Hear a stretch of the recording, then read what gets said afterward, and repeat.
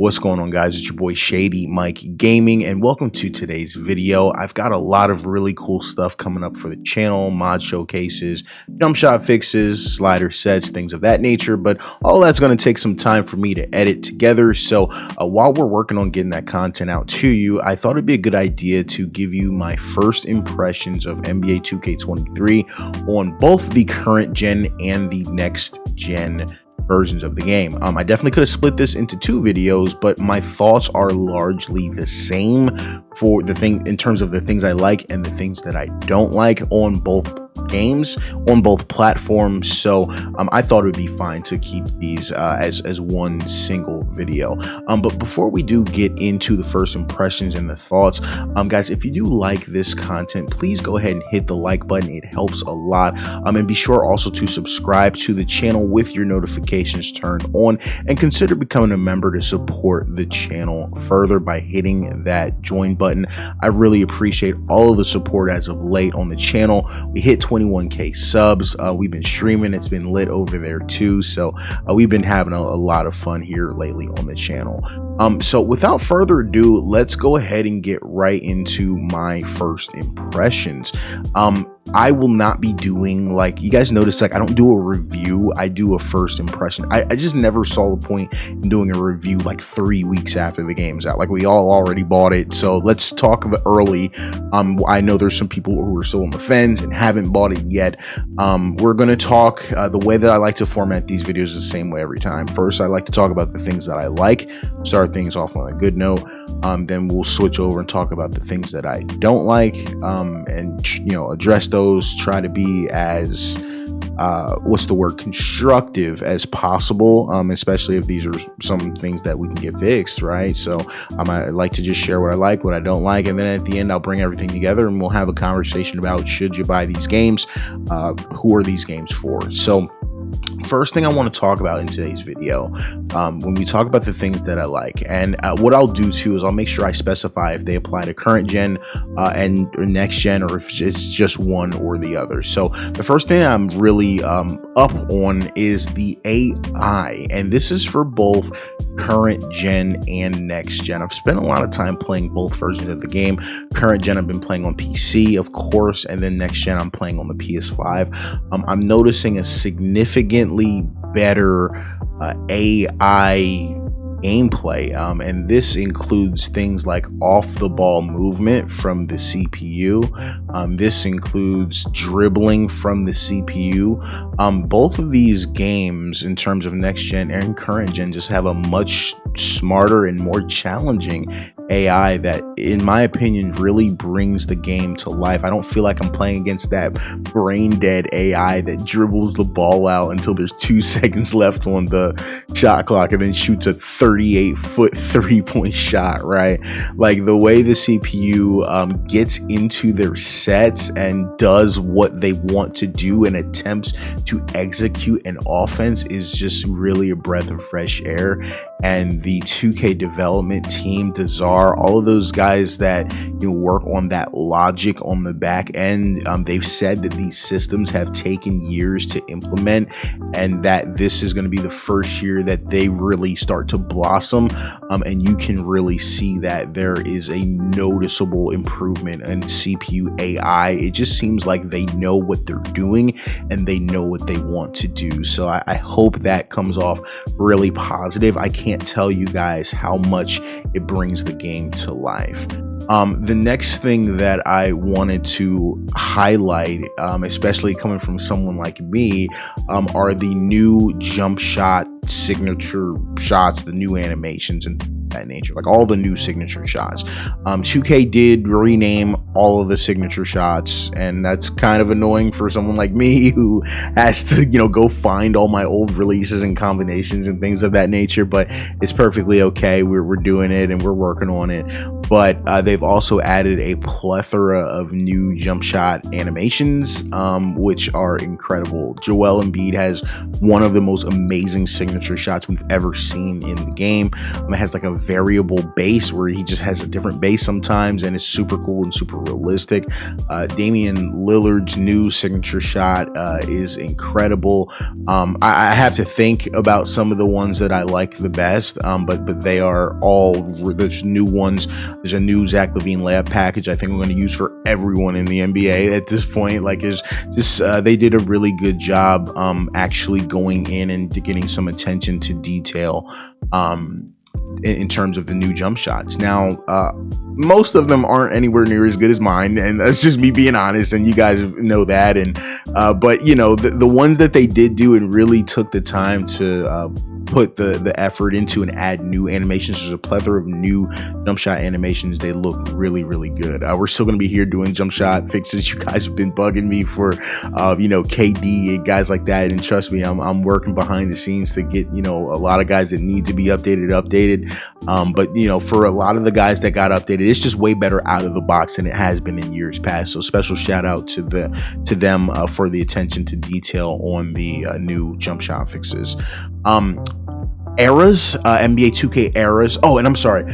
So the jump shot fixes, the new animations, they're exactly the same on current gen and next gen. So that applies to both. That's a really nice touch there. Now, for my next positive, I want to talk about NBA, 2K eras, where you can basically start your My League from 2002, or you can start it from now, or you can start it from like 91 or like 83. It's really cool. It's not really my cup of tea, actually. I'm not a big classic player guy.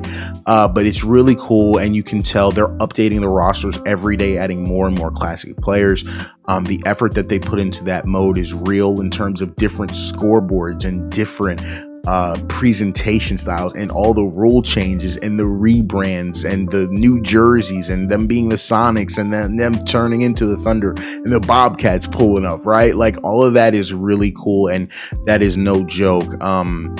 That, you know, it's really cool that they were able to implement all of that into the game, and you can tell that a lot of time and effort went into that mode. Still think they kind of copied off of NBA 2K23, the mod for that, but regardless, it's cool that they were able to bring something like that to the consoles.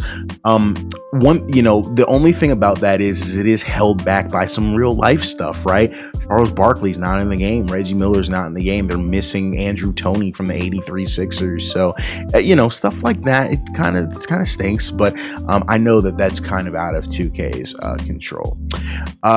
So that obviously eras is not in current gen, so that's unfortunate. But that is a positive only for the next gen folks, because that was the really big thing. And I should include the Jordan challenge in that too. Obviously, like all of that stuff is just really cool. It's not like just a money grab nonsense. Like, they really put time and effort into the Jordan challenge and the My NBA eras, clearly. All right, next positive, which is really big for me, guys. Simple. Sliders work. Sliders do exactly what they say they're going to do. You pump up the 3-point tendency, they're going to shoot more threes. You pump up the foul sliders, they're going to get more fouls. My first game on current gen, the CPU shot 39 free throws, and it just almost teared up. Like, I was just so happy to see those sliders work, so that we can work on getting accurate stats. I'm working behind the scenes to drop a slider set that's going to give us great gameplay and great stats. I've been asking for years, 2K, just give us the tools, I'll do the rest, right? I really like what they did with the sliders. It was a conscious effort to improve the game out of the box and make it play better. I don't even want to spend a lot of time here. The sliders work, right? The sliders work. That's all I needed. That was one of my biggest gripes with the game for years past, not being able to get enough fouls, not being able to hit, you know, the shots I want to hit. So I'm very happy with what they did with the sliders. That is something that applies to both next gen and current gen, so I'm very happy both of these communities can enjoy those changes. That's a really, really nice touch. Next up, what I want to talk about, a big positive for me, is simply put, most mods from 2K22 and even 2K21 work for 2K23. Obviously, this is a current gen PC specific positive, but we've got all of our graphics mods. The game looks incredible on PC, so right off the bat, I'm just having fun. The Cyberface mods don't really work right now in terms of the faces and the players, so that kind of stinks. But we got pretty much everything else: scoreboards, graphics mods, reshades, all of those things work, and I'll be making sure that I showcase all that cool stuff here on the channel.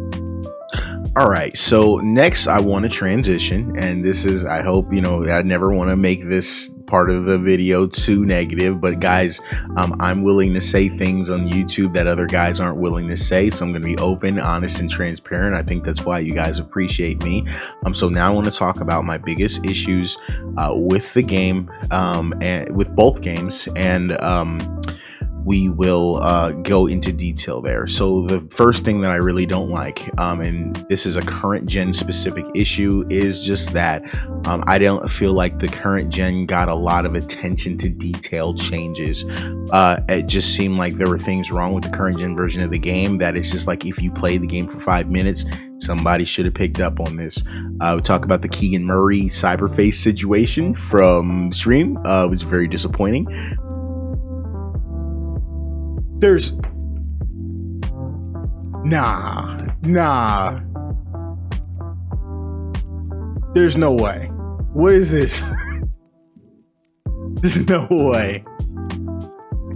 In terms of testing the game, right? My problem with this is he's a starter for the Kings, right? So if you played one game with the Kings, and someone had to say, hey bro, the top of his face is missing, right?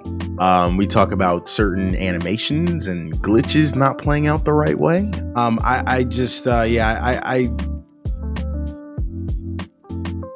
Whoa. What is...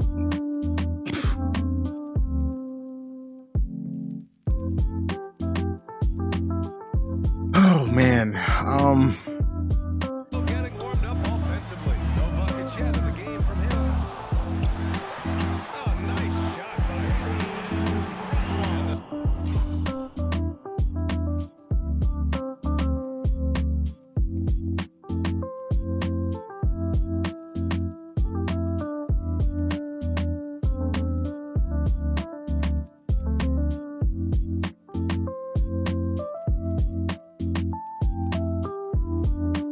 Oh, okay.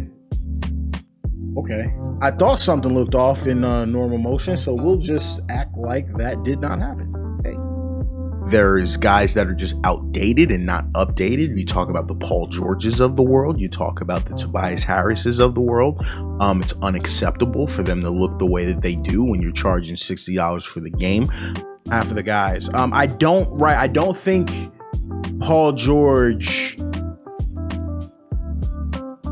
I don't think he has braids no more. Landscape, yo, thank you so much for the $5, man. I appreciate you. And welcome to the channel. You said you knew.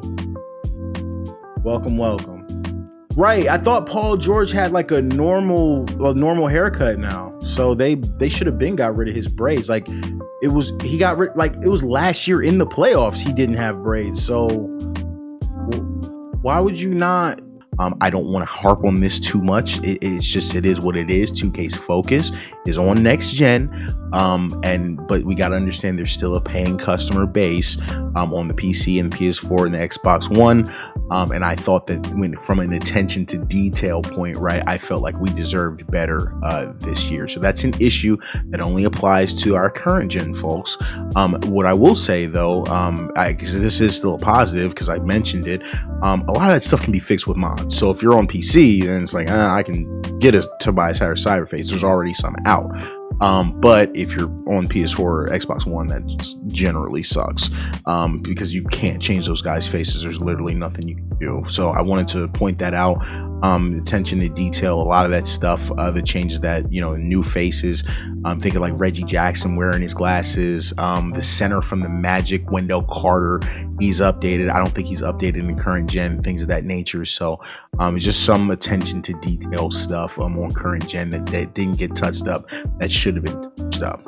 We're going to keep it moving, guys. The dunk meter, they've somehow found a way to make the dunk meter even worse, which is just they're doubling and tripling down on the dunk meter, and then they added it to current gen. I was not aware they added the dunk meter to current gen, and they did.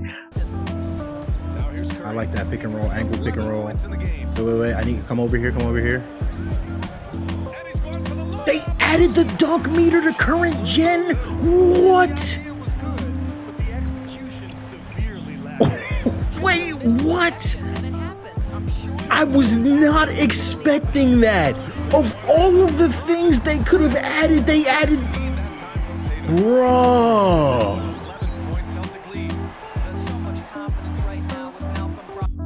Don't like it. It's not good. I really don't like it. I like the fact that you can hang on the rim on next gen, but the dunk meter is just still difficult for me to time in real time.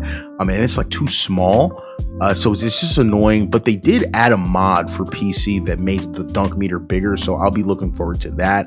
But I'm not a fan of the dunk meter. I felt like they doubled down when most of the community said they didn't like it.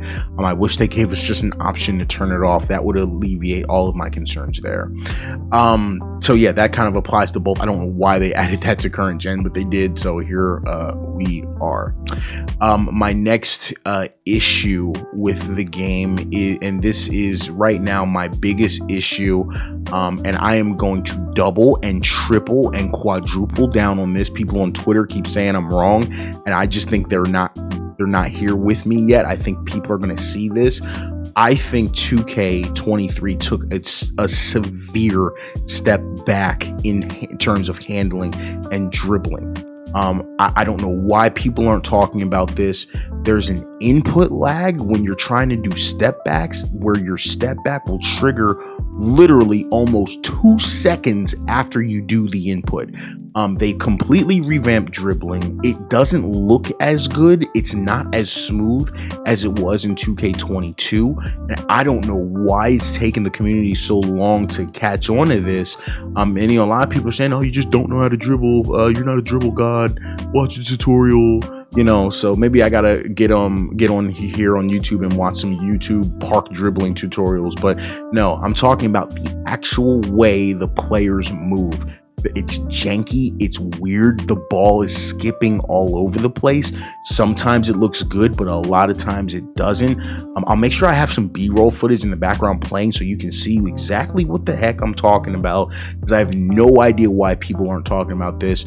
I really think it's a severe step back 2K23 from 2K22 in terms of the handles. I think it's worse. It's harder to do size ups. They got rid of the designated signature size up button, and then they didn't replace it with anything. So it's like you used to be able to tap L2 to do a signature size up. You can't do that anymore, and they didn't add anything else to the button. I don't know what they were thinking making a decision like that. When they took the signature size ups out the first time, the community was mad, but now they did it again and no one's saying anything. So I'm just frustrated by that. I want my designated button back so that I can just tap a button and do a signature size up that I've chosen from my menu, from my signature shot menu. I don't like the changes that they made to the dribbling and player movement. It looks weird, it controls weird, and I think I'm early on this, and I think the community will start talking about this. But just, hey, all I'll say on that for the people that disagree, remember me. Okay, next up, and this is the last. Oh, and by the way, that applies to both current and next gen. The controls are completely the same, so I don't like it on current gen, don't like it on next gen. Yeah, don't like it. So next and lastly, in terms of the things I don't like, is the shot timing shooting is simply put ridiculous this year. It's insane. 2K said, hey, we want to create a skill gap for Park, and they did. And the problem is they did that, but it also affects us offline, my NBA players. What they did, and I'm not going to go too in depth on this because you guys will know, what I'm talking about when you play the game, but it's like what they did was your timing of your jump shot changes based on various factors: stamina, fatigue, and how contested you are. So with shot timing, we're used to learning our players' releases, but if you're being contested, it's like significantly faster than when you're wide open. And if your stamina is low, the timer's slower for some reason. It's crazy. And so what's happening with me is, believe it or not, I'm actually struggling more on open shots than contested shots, because with contested shots, the meter goes really fast and boom, I'm ready to time it. And then you get a wide open shot and you're ready for the timing. My mind literally cannot react to the fact that this is a different scenario, so therefore the timer is going to be different. I played shot timing like literally the first 3 days of the game. I'm done with it. I'm going straight back to real shooting percentage. That's not for me, and I don't think it's very realistic. The way that they did it is basically it's green or miss. You can't make whites at all. I just don't think it's a realistic approach. I know why they did it, to create a skill gap for Park, but it just doesn't make sense offline. A user on Twitter asked me a great question, and I agree with him 100%. They said, hey, but if we're talking about realism, isn't it realistic that you have to time your shot and focus your shot a little bit differently if you're being heavily contested? I say, yes, absolutely. That is a real life basketball mechanic, but it's not a great video game mechanic. It creates a tremendous skill gap, and if was 2K's goal, shout out to them, they achieve that. But it's just not for me, and it won't be for me when it comes to making sliders. It's real shooting percentage all the way this year for me. That's a no-brainer for me. I just think they went a little overboard in terms of tweaking the shot timing. It's very different from years past. You guys understand, I've been playing 2K since 2K2, and this is the toughest time I've had out of the box shooting. So that is what it is. So let's go ahead and wrap up all of our thoughts and talk about, like, hey, do we think these games are worth it or not? Start with the next gen version of the game, guys. Obviously it's going to be an adjustment with the shooting. Obviously it's going to be an adjustment with the dribbling. But when you talk about what they added with eras, what they added with the Jordan challenge, you're going to get your money's worth. You're going to get your time. You're going to get your hours in. I think it's a no-brainer, especially once we get some good slider sets and rosters and the ATD rosters and all that good stuff. The next gen version of the game is really going to be, I think it's a no-brainer. I think it's going to be worth it. When we talk about our current gen folks, I think that's where it gets it's surprising to me. I think absolutely, especially on PC, current gen is a dub.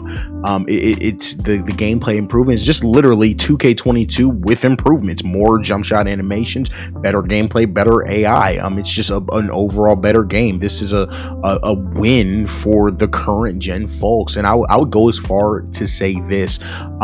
2K23 on the current gen is much closer to 2K23 on the next gen than 2K22 on current gen was to 2K22 on the next gen, if that makes sense.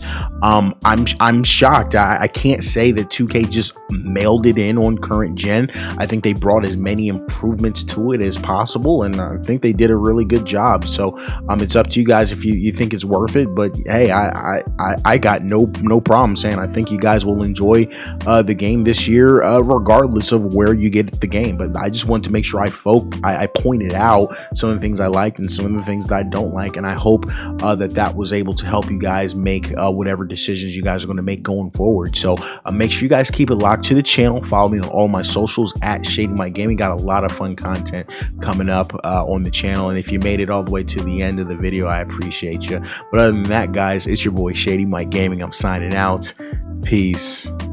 Threes.